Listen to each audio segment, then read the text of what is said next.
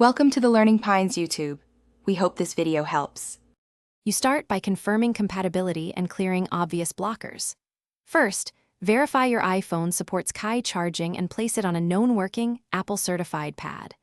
Remove any metal, magnetic mounts, metal cases, or credit cards between phone and pad because they block coil alignment and can trigger safety shutdowns. Once done, check the pad's power source and cable. A loose USB plug or underpowered adapter prevents charging. Make sure your adapter supplies adequate wattage so the charger can energize the coil properly. Now focus on precise alignment and software state because both determine whether energy transfers efficiently.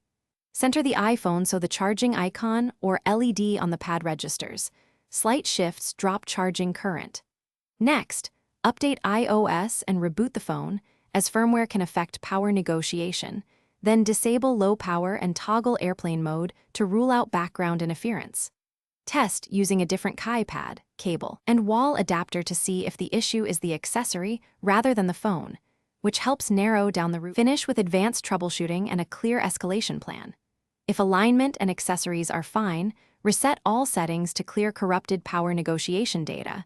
This preserves your content while restoring defaults. Inspect the phone for battery swelling, liquid indicators, or loose rear glass that suggests coil damage. Such hardware faults require professional repair because internal coils and shielding must be replaced. If these steps don't fix it, contact Apple support or an authorized repair shop. Don't attempt to pry open-glued assemblies yourself, as that risks further damage. Thanks for watching.